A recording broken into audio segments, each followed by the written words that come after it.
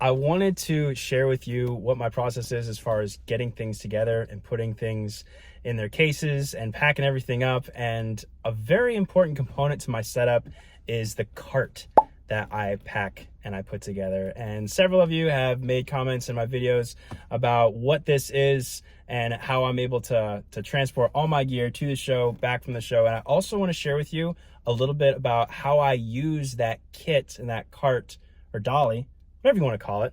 I want to share with you how I use that to be part of my show and not just as a way to transport all my gear. So that's what this video is about.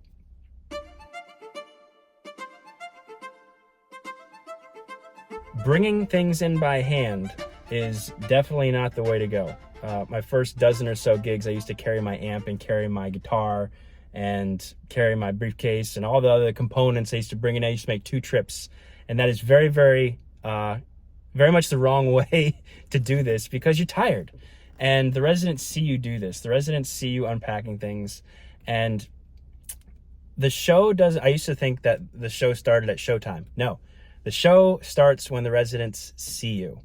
And that could mean getting out of your car and putting everything, loading up and walking through the door, opening up the door and setting up. The residents look through their windows. They see people who are coming and going.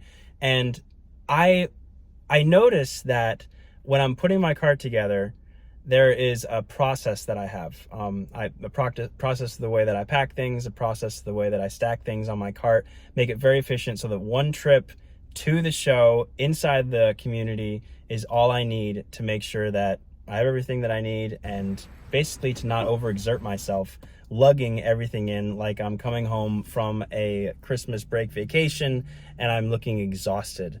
The residents want to see somebody who is refreshed and who is excited to be there and who's in a good mood, not necessarily tired from lugging everything from their car. So basically it unfolds like this, okay?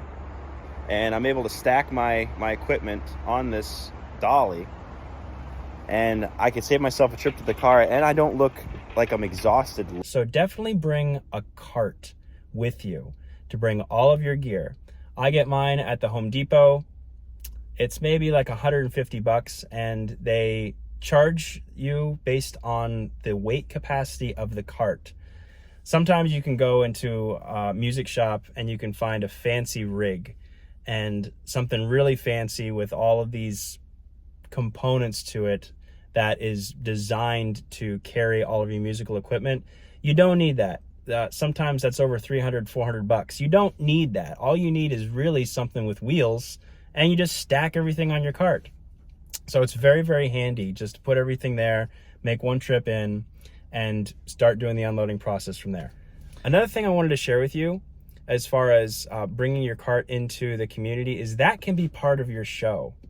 You can sort of park it to the side once you get an idea on where you're going to play, and you can start using these things as props. I keep a few juggling balls in the side of my briefcase in case 1 or 2 people are there and they're just staring out, behind you at the window. Just start juggling something. Or if there's a big crowd in front of you, put that down. I have a little harmonica that I pull out once in a while and test. Do-do-do-do-do-do-do-do-do-do. Then I put that on top of my amplifier.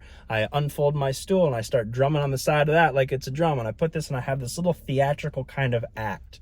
Now at the beginning, like when you're first starting to do shows, you're just unpacking, but I do 10, 15 shows a week, and you start to kind of make this sort of little mini pre-show before the show actually begins. And once in a while I get a laugh. Once in a while, most of the time, I don't get a laugh, but you start to do enough shows, drumming on the side of your stool gets a laugh, playing the harmonica gets a laugh.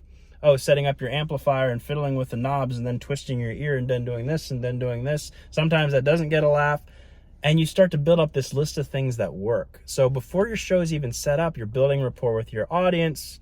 I use my harmonica neck holder, and I hold it up to my eyes like I'm looking out there for somebody or trying to find something, and then I wave, and then I look at it and like look at confused, and then I start do-do-do-do-do. Oh, I can't see a darn thing through this. I do the same thing with the microphone. I start to like look through it like this and start to wave to people out there. And sometimes you get a laugh, sometimes you don't get a laugh, but it's about trying to make everything a part of the show and everything a part of the experience. You don't need anything too fancy when you're putting your show together.